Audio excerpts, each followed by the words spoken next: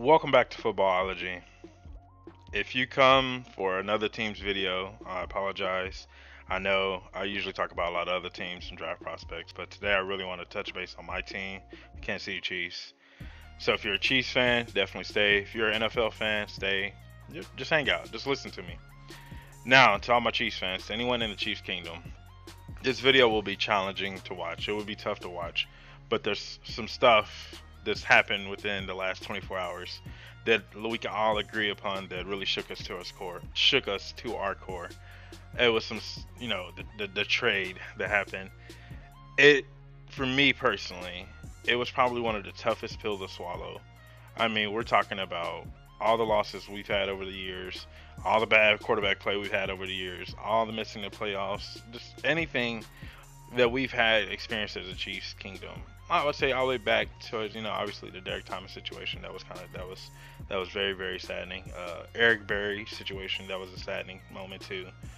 But for some reason, yesterday really felt different. It felt completely different. Even after losing the Super Bowl to the Tampa Bay Buccaneers, it felt different.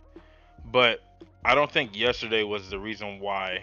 I don't think what happened yesterday is what really hurt us. I think it was just a big compilation of a lot of stuff that's happened within the last year, and it's just like that's a lot to take on as a Chiefs fan. Now it sounds very woe is me stuff, but still it's one of those things where it's like shit. There's some bad shit. So we're gonna get right into it, but just be warned: if you're a Chiefs fan, this will be challenging to watch. Just giving you a heads up. This is when it all started, right here against the Bucks in the Super Bowl. It was not losing the game that hurt us the most. That was something that I think, as a Chiefs fan, I think for most part we can all agree upon that. Losing the Super Bowl sucked, yes, but it was what happened within the game that really frustrated us. Our quarterback running around like a chicken with his head cut off, trying his best to will his team into getting points on the board, trying his best to get his team down the field, whatever it took to win that Super Bowl. You can say Patrick Mahomes definitely did his part. If anybody on the field that game that was dressed in white and red, Chiefs colors, but anyone that was dressed in white and red anybody, you can say Patrick Mahomes did his part. You can't. We're not even sure if the coaching staff did their part. That's how crazy it was. But we had a lot of drop passes. Like I said, Mahomes running around. It was a really challenging game to watch. Losing it wasn't even the worst part. It was just watching our quarterback run for his life for 90 to 95% of the game, and it was just so frustrating. But like I said, losing it, we understood. Then we fast forward into this past season. And so when we fast forward to the season, we got off to a really rocky start. Call it what it is.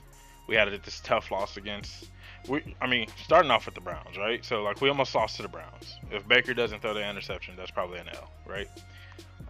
Losing to the Ravens, which we knew that was probably going to possibly come back to haunt us. Losing to the Chargers and Herbert. We put up 42 points on the Eagles, but they put up 30 on us. Our defense was looking shaky. Bills, once again, another AFC loss that we knew was going to be a really tough game. And we beat up on the Commanders. Okay, cool. Who cares? Tennessee, 3 points. Come on, And we had this stretch of games here that was just, call it what it is, piss poor football. Even though people kept saying, "Oh, our defense is back. Our defense is this, that, and the other." No, it was piss poor football. It was rough, ugly football. And then we had the Bengals game. This right here, that end of that game was frustrating as hell as a Chiefs fan. It was so frustrating. But whatever. It happened. We lost it. Whatever. We knew that if we seen them again, we were gonna ball out against them. Like we needed to beat them down. And then the roller coaster ride continues. Wild card round, cool. We didn't bat an eye, didn't break a sweat. We did what we were supposed to against a bad Steelers team, beat them up. But that Bills-Chiefs game, oh boy. I mean, a roller coaster of all roller coasters, right? I mean, going from, oh, Gabriel Davis is going to win playoff MVP or whatever, like Gabriel Davis, Gabriel Davis wearing number 13 gave us nightmares. Like, we did not want to see number 13 ever again, right? Like, in that game as a Chiefs fan, you're like, number 13, that's not a thing anymore. But, we were so worried about Diggs and doing all that stuff, and whatever the case may be, Josh Allen and Gabriel Davis just ate us alive. In 13 seconds, right? Like, we all understood that. 13 seconds is all we needed to get down to get that field goal, coin toss, so forth and so on. We're riding on cloud nine. You couldn't tell a Chiefs fan anything for that whole entire week between the divisional round and that conference round game. You couldn't tell us nothing. And so we go back, had the Tampa Bay loss, had a really wishy-washy season. Then we get into the divisional round against the Bills, and the team just laid it all out there, and we still pulled out a win, barely, right? And then we said, okay, that was probably going to be the AFC Championship game. If anybody that was going to give us a run for our money in the playoffs that year, or this year specifically, would have been the Bills. And we did what we were supposed to. We came out, granted, coin toss, whatever you want to say about it, but we won that. And then we get to see the Bengals again. We come out against the Bengals like that. I want to say old school Chiefs, but not really old school Chiefs. But you get what I'm saying. Like those prime, well-oiled machine Chiefs. Mahomes hitting everybody, deep balls, driving the ball down the field methodically, and then all of a sudden, right before halftime, we just completely left the stadium. Right, and it's so like, here goes this roller coaster ride again. Once again, we're up and down on this roller coaster ride. The Bengals end up pulling it out.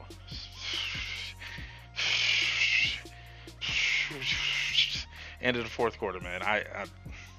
It still frustrates me. It genuinely, as a Chiefs fan, and if you're a real Chiefs fan, don't lie. As a real Chiefs fan, we didn't watch anything football related for 2 weeks. Anything football, and the only reason we watched the Super Bowl was with the hopes that Joe Burrow would get his face beat in. If you a Chiefs fan and he's like, oh no, that's not, no, you're not a real Chiefs fan. A real Chiefs fan did not watch football for 2 weeks. A hardcore Chiefs fan didn't care about football for 2 weeks until it got to the point where Joe Burrow and everybody was rooting for Aaron Donald. Nobody gave a fuck about anything else. They just want to see Aaron Donald beat up on Joe Burrow. And once Aaron Donald started to really turn it on, the late part of that game, and that sack at the end of the game, it was like us winning the Super Bowl. I'm not granted, it wasn't the equivalency, but it felt good. Like, everything felt right. At least for me, everything felt like it was back in harmony. So, Bucks, once again, the Bucks lost, but not the loss. The way Patrick Mahomes was running for his life. And then the Bengals game, having this Bengals game be what it was, going up and down, that Bills divisional game being what it was. It, as a Chiefs fan, the last year has been nothing but ups and downs. There has been no consistency. We don't know what we are as a team, anything. And then we go to what happened yesterday. Right here, right? When I first heard the news, I was at work.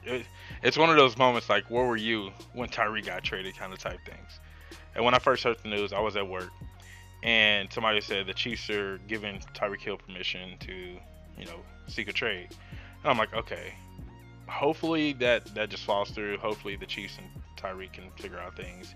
I don't want to lose Tyreek Hill. That dude's just too dynamic. He's too fast. He's too good. He's just top 3, if not number 1 receiver in the league. In some people's mind, that might be kind of biased in my opinion, but at least minimum, at worst case scenario, he's top 3. And whatever, we're all hanging on the edge of the seats once that news breaks. It's either the Jets or Dolphins, whatever the case may be, and it's up, down, left and right, left, right, left, right, and then boom, the trigger gets pulled. The Chiefs get Tyreek Hill, or give Tyreek Hill to the Dolphins for a couple of picks. Everybody tried to make themselves feel good. I don't care who you were.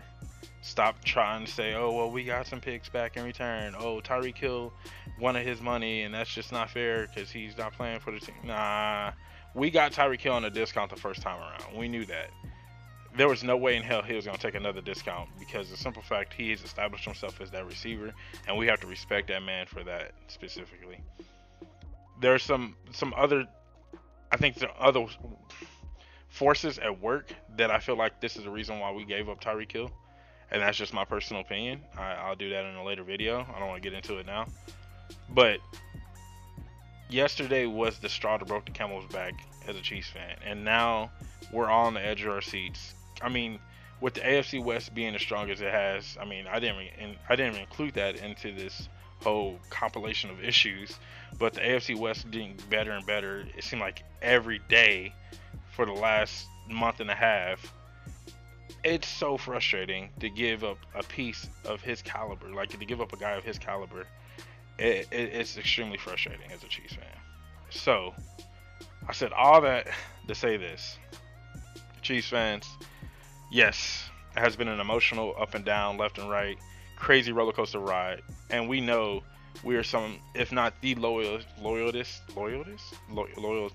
I can't even speak. The most loyal fan base, there we go, in all of football. We're gonna still be there. We're still gonna rep our team. We're still gonna watch every Sunday. As much as we say we don't want to, as much as we're frustrated about the AFC Championship game, as much as we're mad about this trade, we're still gonna show up every Sunday, Monday, and Thursday. Like it's gonna happen. That's just because who we are. That's ingrained in us. We're mad, but we know when them Chiefs get that win on Sunday, that work week is so much better. The sun shines brighter. The wind blows at the right breeze temp. I mean, everything, just food tastes better. But when Chiefs lose, it hurts to your core, and that's what makes us such a great fan base. I'm right there with you guys on every level of frustration. Trust me, I'm right there with you. And it was really challenging to watch that. And I feel like we have a lot of work ahead of us to do, or the Chiefs organization have a lot of work ahead of them to do. And they gotta make up for a lot of ground. And it's so frustrating. It really is. But everybody said put your trust in Brett Veach, and I for one cannot do that. But that's just me personally. But we'll see what happens. I'm gonna hold my breath and hope for the best. That's all I can do at this point. If you like this video and you're part of the Chiefs Kingdom, and everything I said in this video really related to you as a Chiefs fan, definitely hit that like button. And if you're not a footballologist, go ahead and hit that subscribe button as well. And stay safe, Chiefs Kingdom. It's gonna be a tough season for sure.